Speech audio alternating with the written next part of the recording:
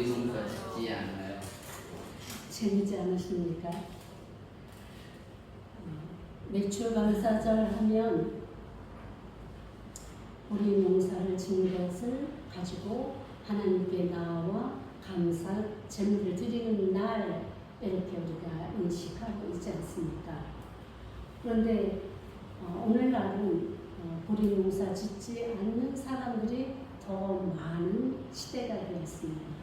그러니까 왜 우리는 보리 농사도 짓지 않는데 매출 감사절을 지켜야 하는가라는 의문을 제기하는 많은 사람들을 보게 됩니다. 오늘 그 질문에 대한 답이 준비되어 있습니다. 여러분은 1년 중에서 가장 기다려지고 즐거워지고 내 인생에서 가장 의미 있는 날이라고 생각한 날이 언제입니까? 언제? 생일. 자신의 생일을 많은 사람들이 뽑습니다. 아니면 어떤 분들은 정말 효자, 효녀들은 부모님의 생일, 기념일, 이날을 또 기억하고 의미를 부여하는 그런 자녀들도 있습니다. 또 젊은 사람들은 여자친구나 남자친구의 그 생일이나 기념일 이런 것들을 너무나 아주 집중해서 아주 잘 챙기는 그런 분들이 많이 있습니다. 예전에는 우리 생각은 그냥 자기들끼리 조그만 선물 주고받고 밥 먹고 이게 끝이었는데 요즘은 그러지 않더라고요. 몇 달 전부터 무엇을 할 것인지 어디를 갈 것인지 그야말로 입이 벌어질 만한 그런 이벤트들을 준비하는 걸 많이 왜 웃으십니까? 그 집안에도 일어납니까? 이게 보통 집안 다 그래요. 요즘 젊은이들이 누구나 할 것 없이 그렇게 자신이 정말 집중하고 이벤트를 준비하는 날이 언제인가 따져보면 그 사람이 무엇을 누구를 가장 집중하고 있는지가 드러나는 것입니다. 내가 가장 사랑하는 그를 위하여 무엇을 해줘서 그를 기쁘게 할 것인가를 고민하고 연구하여서 그날의 온전히 그가 기뻐할 것을 예상하며 먼저 준비하면서 자신이 즐거운 거예요. 그 즐거움으로 그를 위한 수고를 감수하고 그날을 위해서 선물과 이벤트를 준비하게 됩니다. 여러분들은 그날이 어떤 날입니까? 오늘 본문은 출애굽하여서 시내산에 이르자 하나님은 이스라엘 백성과 언약을 세우십니다. 나는 너희의 아버지요 너희는 나의 자녀. 나는 너를 나의 백성으로 이렇게 삼겠다 하면서 약속을 언약을 하는 그런 이벤트를 진행하십니다. 먼저 10계명으로 하나님의 백성이면 어떻게 살아가야 할지를 10가지 계명을 이렇게 준비해서 목사를 통해서 주십니다. 그 중에서 그리고 나서는 그 외에도 여러 가지 규정들, 규례들을 하나님께서 모세에게 모인 백성들에게 이렇게 말씀하시는 것을 보게 됩니다. 14절부터 주시는 말씀을 보니까 그야말로 우리가 반드시 지켜야 할 3번의 절기에 대해서 설명하십니다. 오늘 우리가 지켜도 되고 지키지 않아도 되는 그런 기념일이 아니라 반드시 지키지 않으면 이스라엘에서 끊어지는 엄청난 징계를 담아 있는 그래서 반드시 지켜야만 하는 날들을 지정해 주십니다. 매년 3번의 절기를 주시는데 이스라엘 민족들의 출애굽과 관계된 날들입니다. 애굽에서 나온 날을 기념하는 무교절. 무교절은 무교병을 먹는 날입니다. 6월절 다음 날부터 시작되는 일주일간을 무교절이라고 지키게 되는데, 이 6월절은 바로 하나님께서 이스라엘 백성들을 구원해내기 위해서 양을 잡고 빵을 구워서 급하게 모든 준비를 다 마치고 서서 먹는, 그리고 나서 예수님께서 예수님의 십자가 보혈로 우리의 집에, 우리의 가슴에, 우리의 이마에 바를 때에 우리를 죽음을 넘어가서 우리를 살리시는 것처럼, 이스라엘인들이 머무는 집마다 문설주와 임방과 여기에 양을 잡은 그 피를 바를 때 죽음의 그야말로 천사가 그곳을 넘어가서 이스라엘 백성들이 살아나는 그날이 바로 6월절 아닙니까? 그 6월절을 넘어선 다음에 무교절은 누룩을 넣지 않은 빵을 먹는, 왜냐하면 급하게 먹고 가야 되기 때문에 누룩을 넣어서 이것을 발효시킬 시간이 없기 때문에 무교, 누룩을 넣지 않는 그런 빵을 만들어서, 그것도 쪄서 먹으러가 아니고 구워서 먹는다는 건 급할 때 쓰는 방식이거든요. 급하게 빨리 구워서 먹고 가라, 출발하라, 이것을 주님이 명령하셨듯이, 그리고 그날을 기념하는 뜻으로 바로 무교절을 지정하시는 것입니다. 왜 그렇습니까? 우리가 어떻게 그 애굽의 그 노예 생활에서 벗어나게 되었는지를 기억하게 하시는 것입니다. 우리의 삶의 그 애굽과 같은 그 시절을 넘어서게 하는 그날을 기념하라, 이렇게 하나님께서는 무교절을 지정해 주십니다. 그런데 이 무교절을 어떻게 지키는가를 보니까 어떻게 나왔습니까? 내가 내게 명령한 대로 아비벌에 정할 때에 이래 동안 무교병을 먹을지니 이는 그달에 내가 애굽에서 나왔으니라. 빈손으로 내 앞에 나오지 말지니라. 그러니까 여기서 살펴보니까 무교절에는 어떻게 하라는 거예요? 무교병을 7일 동안 먹어라. 그죠? 그 다음에 주님 앞에, 그 다음에 성회로 모일 터인데 그때는 어떻게 하라고요? 빈손으로 나오지 말라, 이렇게 말씀하고 있습니다. 세 번의 이 절기는 그야말로 자세히 들여다보면 두 절기는 출애굽 과정 속에 이미 경험한 그런 날들입니다. 그러나 맥추절은 아직 가나안에 들어가지 못한 상태라는 것을 우리가 기억해 보시기 바랍니다. 그러니까 하나님께서는 이미 가나안 땅을 이스라엘 백성에게 주시기로 작정하시고 그것을 확고하게 이루실 것을 본인이, 우리 하나님께서 스스로 작정하신 일이기 때문에 반드시 이루어질 것이라고 선포하는 것입니다. 아직 이루어지지 않은 일을 가나안에 들어가서 우리가 시작해야 될 맥추절을 시내산 바로 아래에서 우리 하나님께서 지정해 주신 것입니다. 다시 말하면 우리 하나님은 이스라엘 민족들을 이 광야의 삶을 끝을 내고 가나안 땅으로 들어보내서 그곳에서 주님이 주시는 그 은혜의, 그 사랑의, 그 축복의 곡식을 얻게 할 것이라고 지금 선언을 하고 계신 것입니다. 여러분들도 만약에 무슨 일인가 반드시 이루어질 그날이 있다면, 그 소망을 가지고 있다면 어떻겠습니까? 그 나머지 일들은 문제가 안 되는 거죠.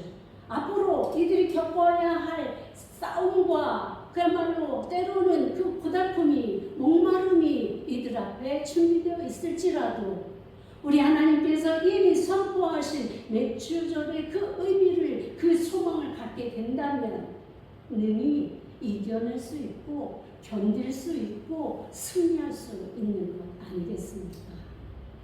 이렇기에 맥추절의 이 하나님의 그 말씀은 정말로 우리에게 더할 수 없는 소망과 기쁨을 약속하십니다. 하시는 말씀인 것입니다.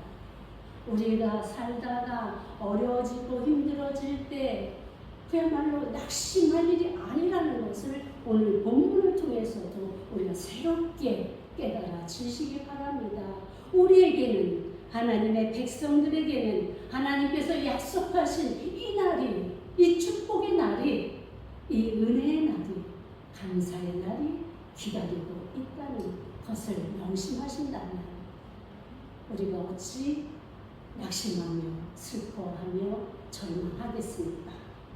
그러니 사랑하는 성도 여러분, 오늘 우리가 어떤 상황에 있다 할지라도 두려워하지 말고 낙심하지 말고 주님만 바라보고, 주님이 나의 아버지 되신다고 약속하셨고 나의 왕이 되시고 나를 구원해 주실 구세주 되신다고 하신 그 약속 믿고 힘내서 다시 살아가시길 바라는 것입니다.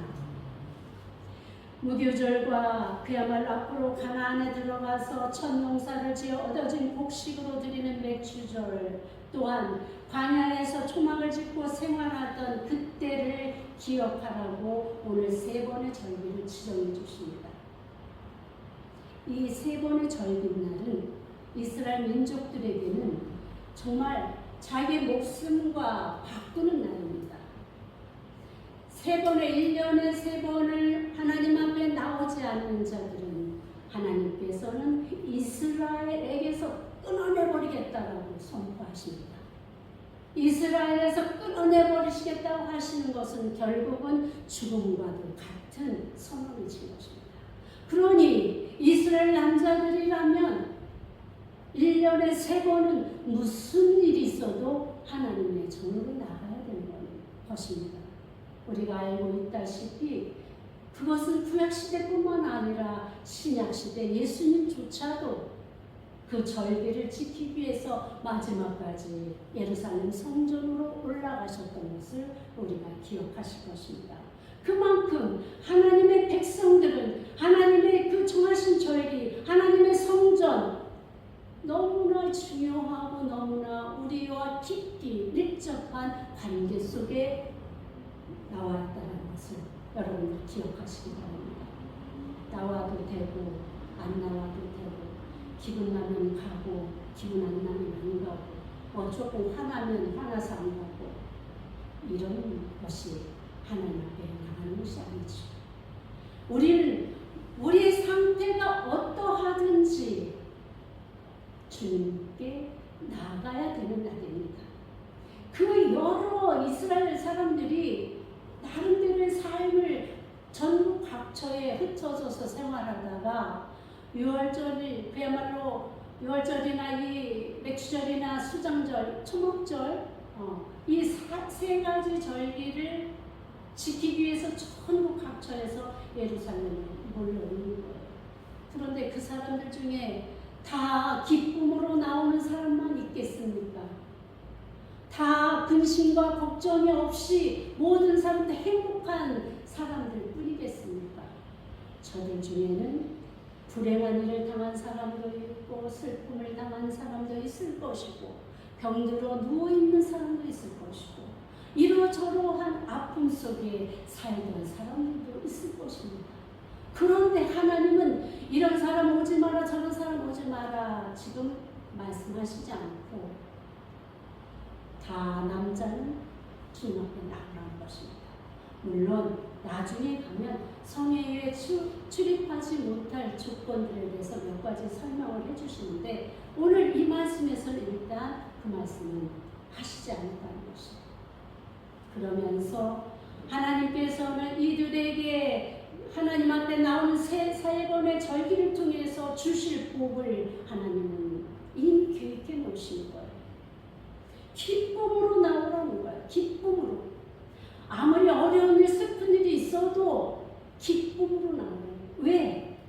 하나님이 주신 축복이 있기 때문인 것입니다. 하나님을 만나러 갈 때, 하나님을 만날 때 우리 영혼이 사라지고 우리 예수님을 만날 때 우리 육신의 질병이 고쳐지고 우리 하나님을 만날 때 우리 심령이 다시 살아나는 그 축복을 우리에게 주실 것이기 때문에 기쁨으로 나오라고 말씀하십니다. 또한 그 기쁜 마음으로 우리 하나님을 기뻐하라는 거예요. 하나님께서 기뻐하실 그 마음을 가지고 기뻐하실 그 재물을 가지고 그렇게 나오라고 말씀하고 있는 것입니다.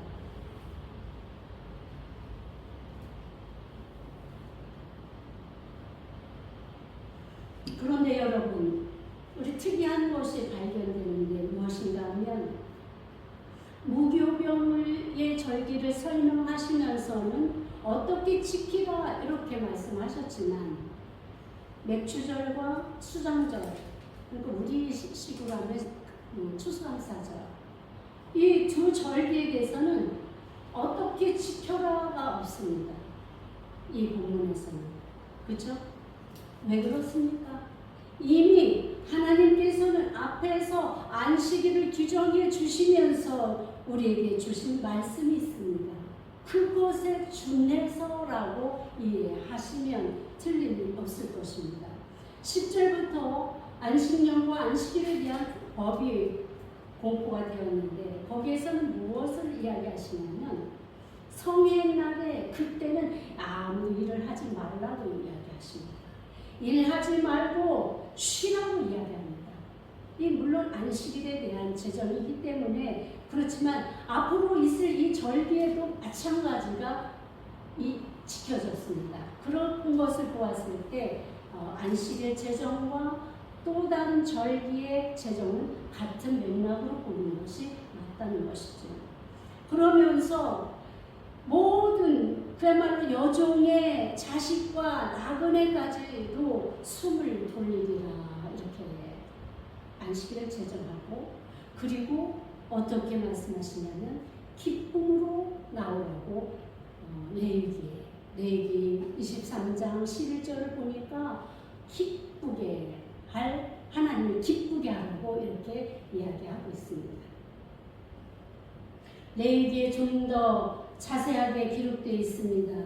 레위기 23장 15절에서 22절까지를 우리 한번 보십시다. 레위기가 어디 있죠? 출애굽기 바로 뒤에 있습니다. 레위기 23장 15절에서 22절까지 맥주절에 대한 규례입니다. 찾으셨으면 제가 공독합니다. 안식일 이튿날 곧 너희가 요제로 곡식단을 가져온 날부터 세워서 7 안식일의 수요를 채우고 7 안식일 이튿날까지 합하여 50일을 계수하여 새 소제를 여호와께 드리되 너희의 처소에서 10분의 2 에바로 만든 떡 2개를 가져다가 흔들지니 이는 고운 가루에 누룩을 넣어서 구운 것이요 이는 첫 요제로 여호와께 드리는 것이며 너희는 또 이 떡과 함께 1년 된 흠 없는 어린 양 7마리와 어린 수소 1마리와 수양 2마리를 드리되 이것들을 그 소제와 그 전제 제물과 함께 여호와께 드려서 번제로 삼을지니 이는 화제라.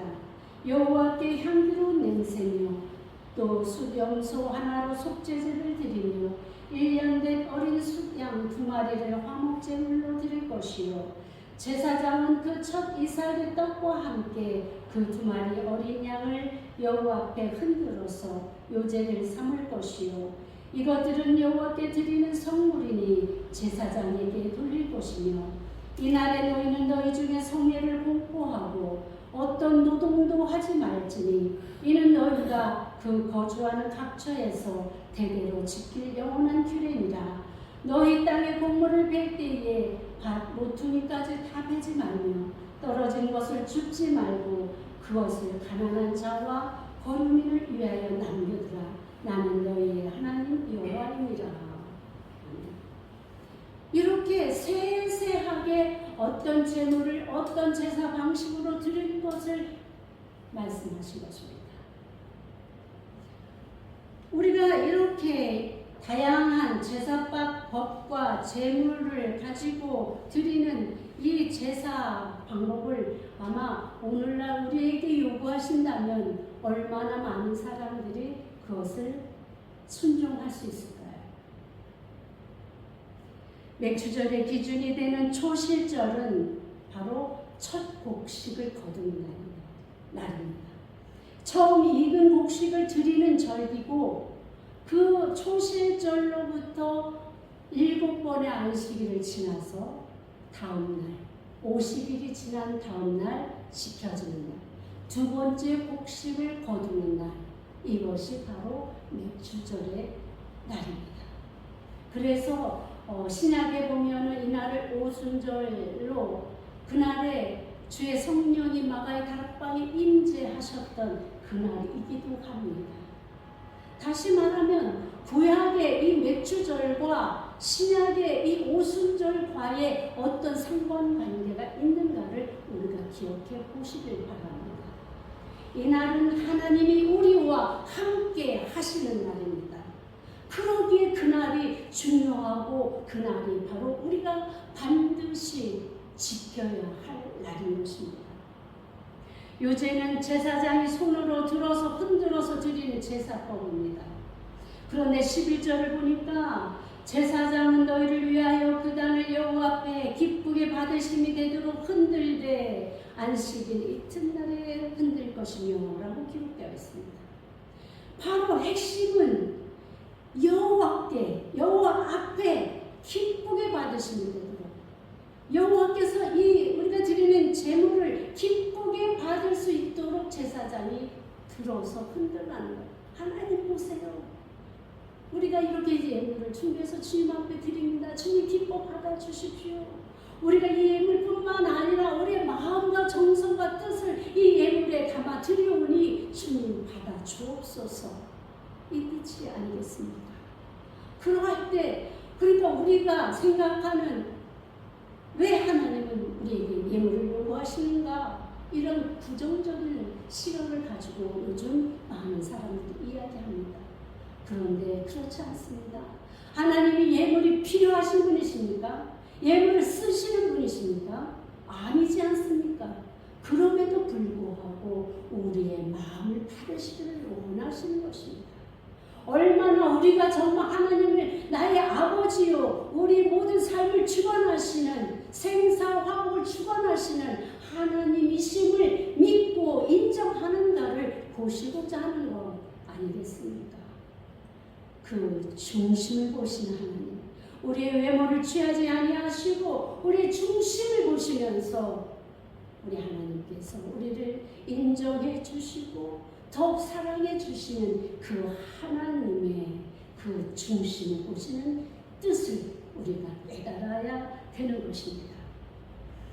맥주절은 초실절을 지난 후 50일째가 되는 날이라고 했지요. 출애굽기 23장 16절 우리가 오늘 본문으로 삼은 이 맥주절 관련된 말씀은 어떤 말씀입니까? 맥주절을 지키라. 이는 내가 수고하여 밭에 뿌린 것의 첫 열매를 거두리라. 이제 지금은 시내산 아래이지만 이들이 가나안으로 들어가서 씨를 뿌리고 나서 처음으로 얻은 곡식을 하나님께 바치는 날이지요.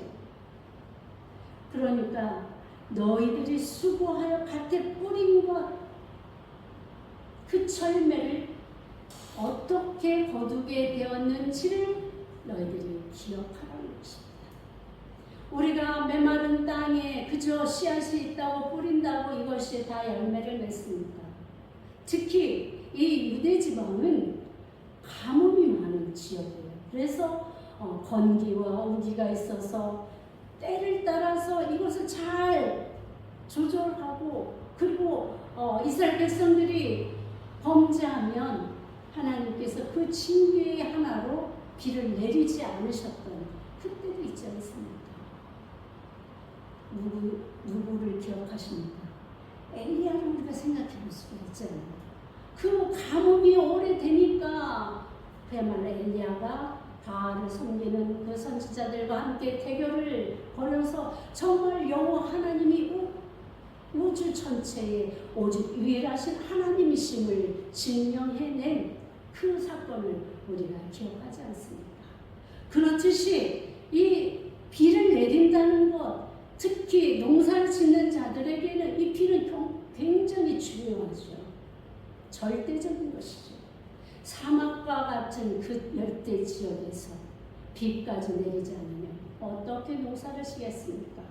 그러니까 너희들이 땀 흘리고 씨를 뿌리고 수고를 하였지만 이것을 적절하게 비도 내려주고 햇볕도 주고 좋은 바람도 주어서 이 결실을 얻게 되었음을 인정하라는 것 아니겠습니까? 누가 하셨다는 거예요? 하나님께서 우리에게 은혜를 베푸셨기에 이러한 결실을 얻게 되었음을 저희들에게 주지시키는 것입니다. 15절에서 그야말로 빈손으로 내 앞에 나오지 말지니라 이렇게 말씀하십니다. 빈손을 뜻하는 레캄이라는 히브리어는 손에 가진 것이 없는, 손에 아무것도 가진 것이 없다라는 것은 헛되다 이런 말과 연결되어 있습니다. 공연히 성급하게 이런 뜻입니다. 이 말은 손에 아무것도 가지지 않은 채로 라는 뜻도 있지만 준비되지 않은 심령 상태도 마찬가지로 연결되어 있습니다. 다시 말하면 우리가 많은 재물을 가지고 주 앞에 나와 왔지만 우리 심령이 우리 하나님을 기뻐하지 아니하고 하나님을 원망과 불평하는 마음을 가지고 나오는 자는 아무 의미가 없다. 공허한 것 같이, 헛된 것 같이. 그러니까 오늘 지금 빈손으로 나오지 말라는 이 말씀 속에는 두 가지가 포함되어 있는 것이죠. 먼저 주님을 인정하고 하나님을 나의 구주로, 나의 아버지로, 나의 왕으로 인정하고 높여드리고자 하는 그 마음을 가지고 정성으로 준비된 그 예물을 주님이 기뻐하시도록 가지고 나오는 것을 말하고 있는 것입니다. 그런 사람이야말로 진정으로 맥주절을 지키는 의미 있는 그런 자의 태도라고 이야기하고 있는 것입니다. 혹시 여러분들도 그렇게 오해하고 있지는 않습니까? 어떤 사람들이 말하는 그 외국에서 말하는 하나님은 돈을 좋아하신다. 교회에 가려면 부자여야만 된다. 이런 이야기 하는 거 많이 들어보셨죠? 그런데 하나님의 진실은 거기 있지 않다는 것입니다. 하나님이 정말로 일괄적으로 누구나 다 똑같이 이러한 재물을 가져와라. 우리 조금 전에 함께 보신 어린 수양과 암양과 7마리 어마어마하죠. 이것을 만약에 부자나 가난한 사람에게 동일하게 요구하신다면 어떻게 가난한 사람들이 하나님 앞에 서겠습니까? 마치 하나님 앞에 서는 그 은혜조차 박탈하는 것 아니겠습니까? 그러나 하나님은 그러신 분이 아니십니다. 하나님은 성경 곳곳에서 너희의 형편을 따라 이런 말씀을 반복하고 계십니다. 우리에게 요구하시는 것은 무리해서 그야말로 자기가 누군가에게 보이기 위한 그런 헌물 원하지 않으십니다. 정말로 내 삶 속에서 함께 하신 주님을 기뻐하며 감사하며 그 하나님께 정말 보답하는 마음으로 조금이라도 주님 앞에 드리고자 하는 나의 마음에 정성을 담아 드려지는 것이랍니다. 그것을 하나님은 족합니다. 그 신뢰를 어디서 봅니까? 바로 산비둘기를 잡아서라도 드리게 하는 그 예가 있지 않습니까? 가장 가난해서 파는 비둘기조차 살 수 없는 사람들에게는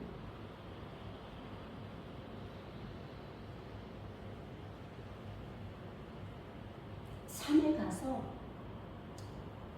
그 비둘기를 잡아와서 드리라는 그런 하나님이신데 어떻게 그런 오해를 하고 있는 것일까요? 하나님은 그야말로 가난한 자들을 늘 그들을 향해서 하나님이 보고 계십니다. 어려움을 당하는 자들 그들을 향해서 하나님의 시선을 보고 있습니다. 그렇기 때문에 우리에게 항상 하시는 말씀이 무엇입니까? 나눠줘라, 구제해라, 나그네와 여러 어려운 사람들을 돌보라. 그리고 이 절기마다 반드시 빠지지 않는 것이 그들과 함께 즐거워해라. 이것이 바로 하나님의 뜻입니다. 그러니 우리가 이런 어림없는 오해를 하는 그 마음은 우리에게 있어서는 안 될 것입니다. 하나님께서는 마치 내가 가장 사랑하는 일을 기쁘게 해주려고 우리의 정성을 다하듯이 애굽에서 구출하시고 그 험난한 광야 생활에서조차 지켜주시고 입히시고 먹이시는 것뿐만 아니라 가나안에 들어가 농사를 지을 때조차 이른 비와 늦은 비로 소득을 얻게 하시는 하나님께 감사함으로 우리의 정성을 드리라는 요구를 하시는 것뿐입니다. 거짓되고 형식적인 그런 예배가 아니라 진심으로 하나님을 향해 나아오라는 것입니다. 이 3대 절기는 이스라엘 20세 이상의 남자들은 반드시 지켜야 하는 절대절명의 규례입니다. 그야말로 지정하신 장소에 나아가 그분께 자신을 보이고 기뻐하며 제사를 드림으로써 그 절기를 지킬 것을 명령하십니다. 19절에는 보니까 내 토지에서 처음 거둔 열매의 가장 좋은 것을 가져다가 너희 하나님 전에 드릴지니라 라고 기록되어 있습니다. 그러니까 이 첫 것은 처음으로 맺힌 열매라는 뜻이 아니라 함께 열린 열매들 중에서 처음에 거둬들인 그 곡식 중에서 가장 훌륭하고 좋은 것이라는 의미를 동시에 담고 있습니다. 저희 친정집이 과수원이었습니다. 그래서 보면은 나무마다 그 열매를 맺게 돼서 첫 수확을 하게 되는데 한 나무일지라도 먼저 익는 과일이 있고 정말 보기에도 탐스럽게 잘 아주 예쁘게 익은 과일이 있더라고요. 똑같은 나무인데도 불구하고 이런 차이가 있더라고요. 저는 그거를 생각하며 이 말씀을 이해했습니다. 곡식을 거둬도 정말 실하게 열매 맺은 그 곡식, 그것을 구별하여서 그렇게 하나님께 가장 좋은 것으로 드리라고 말씀하십니다. 왜 그렇습니까?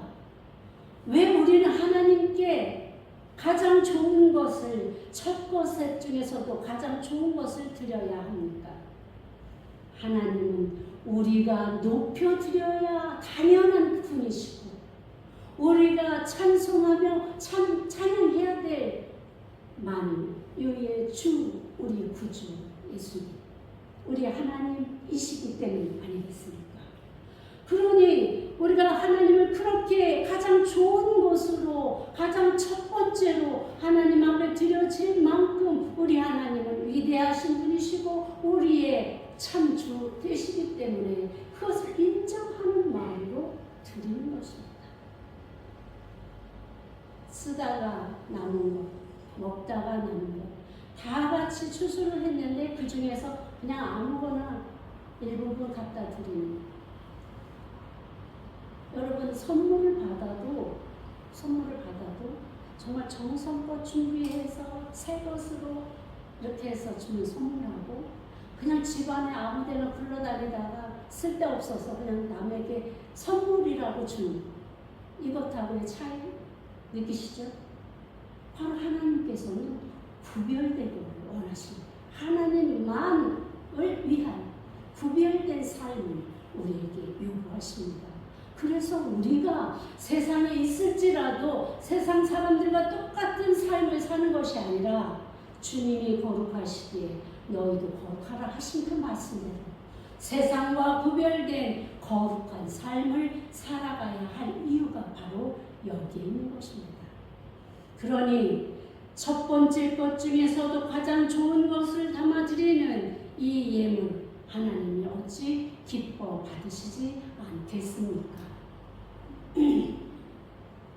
이것은 바로 하나님께서 우리를 향한 그 은혜에 대한 우리의 신앙 고백이 담겨 있는 것이라고 보는 게 틀림없습니다. 그렇습니다. 우리 삶을 돌아보면 모든 것이 주님의 은혜임 우리가 부인할 수 없습니다. 돌아보니까 그때는 이렇게 어렵고 저렇게 힘들었는데 돌아보니까 그래도 그때도 이겨내게 하시고 견디게 해주신 주님의 은혜가 너무나 감사했고 그러기에 오늘 내가 있었다라고 고백하는 우리 신앙 고백이 있게 되는 것 아니겠습니까? 이 절기들을 통해서 우리는 하나님과의 관계를 점검하고 하나님께 대한 헌신과 하나님의 백성으로서 합당한 삶을 매년 결단하는 그런 의미 있는 시간이기도 한 것입니다. 그러기에 매년 지키라 이렇게 말씀하시는 것입니다. 자신의 현재 위치에 대한 인식이 바로 나로부터 시작되고 나로 충만해 있는 사람들은 하나님과 합당하지 않습니다.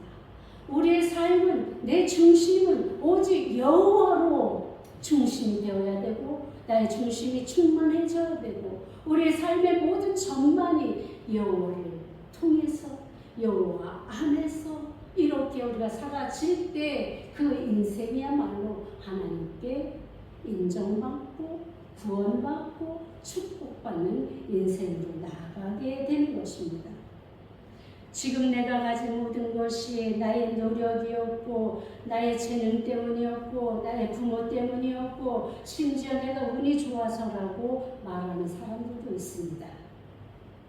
내가 이 땅에 있게 된 것도 주님의 은혜요. 오늘 내가 이 자리에 있으니 모든 것이 주님의 은혜라고 고백하며 주신 은혜에 감사하며 주님이 기쁘시게 해드리는 일이 무엇인지에 관심을 가지며 가장 좋은 것으로 주님께 드리기를 기뻐하는 자들도 있습니다. 우리는 어디에 있어야 하겠습니까?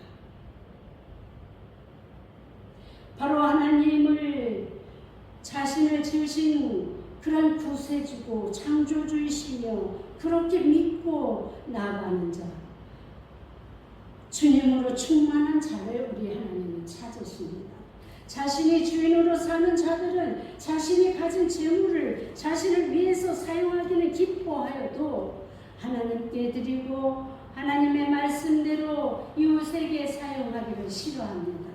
한 달의 수익 중에서 다 사용하고 남으면 그때에서 체면 7회로 11조를 드리는 사람도 하나님은 기뻐하지 않습니다. 맥추절은 이스라엘 백성이 밭에 뿌린 것에 첫 열매를 거둔 때를 기념해서 자신들이 거둔 열매의 첫 것을 하나님께 바치는 그런 절기라고 우리가 알고 있지 않습니까? 다시 말하면 하나님의 은혜임을 고백하는 절기인 것입니다.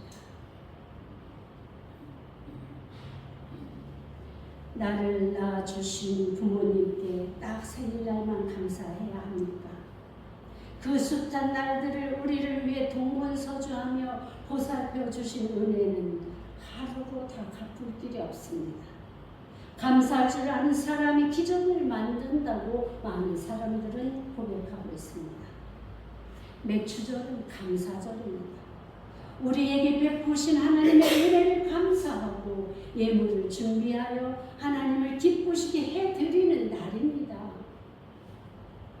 작년 추수감사절에 우리가 힘을 합해 드렸던 하나님께 드리는 선물을 하나님께서 이렇게 말씀해 주셨습니다. 참으로 사랑스러웠다. 작년에 23년도 추수감사절을 저희 교회가 어떻게 정말 하나님께 진정한 감사절을 지낼까를 기도 중에 지금까지는 우리가 하나님께 다 주십시오 이것도 주시고 저것도 주시고 그렇게 기도했지 않습니까? 그런데 이번만큼은 우리가 하나님께 선물을 드리자 이러한 생각으로 저희가 찬양 콘서트를 했습니다.